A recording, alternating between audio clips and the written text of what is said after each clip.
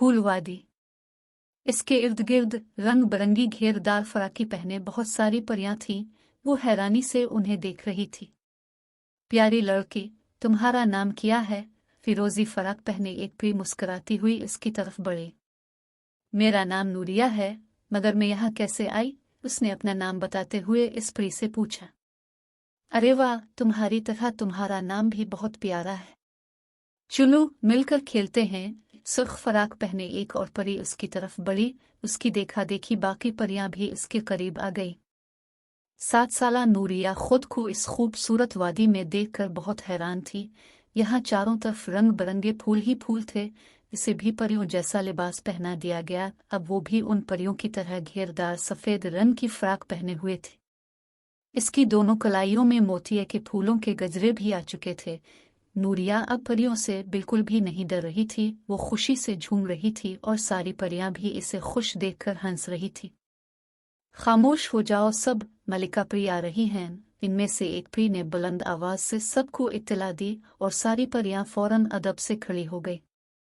सफेद खूबसूरत घोड़ों की बग्घी चारों तरफ से फूलों से सजी हुई थी।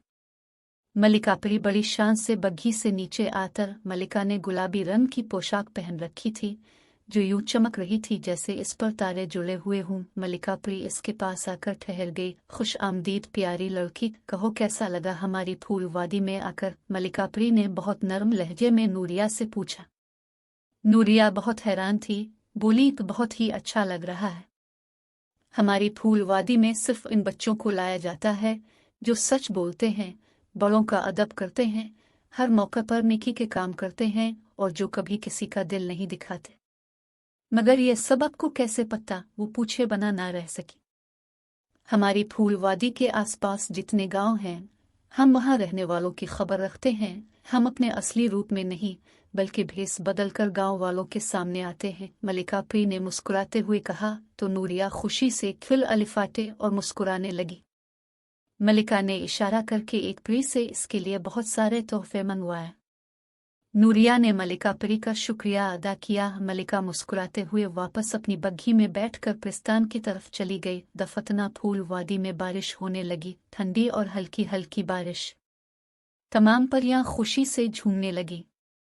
नूरिया एक दरख्त पर लगे झूले पर बैठकर झूला झूलने लगी। एक परी ने खिलखिलाते हुए इसको जोर से झूला झलाया और वो हंसते हुए अपनी आंखें बंद करके बारिश और झूले का मजा लेने लगी। नूरिया, अलिफाटियो, सुबह हो गई है, स्कूल भी जाना है तुम्हें? अपनी उम्मी की आवाज पर नूरिया ने एकदम से अपनी आंखें खोले। अम्मी उसके चेहरे पर पानी के हल्के हल्के छींटे मार रही थी। नूरिया ने हैरानी से खुद को चारपाई पर लेटा देखा और मुस्कुराने लगी। वो तैयार होकर स्कूल जाने लगी। स्कूल से वापस घर आई तो एक बार फिर हैरान रह गई। चारपाई पर रंग बिरंगे चमकदार कागजों में लिपटे बिल्कुल वैसे ही तोहफे रखे थे जैसे मलिका परी ने इसे दिए थे। अम्मी, ये सब कहाँ से आए? उसने अपनी उम्मी से पूछा। ये तुम्हारे छोटे मामू ने तुम्हारे लिए दुबई से भिजवाए हैं।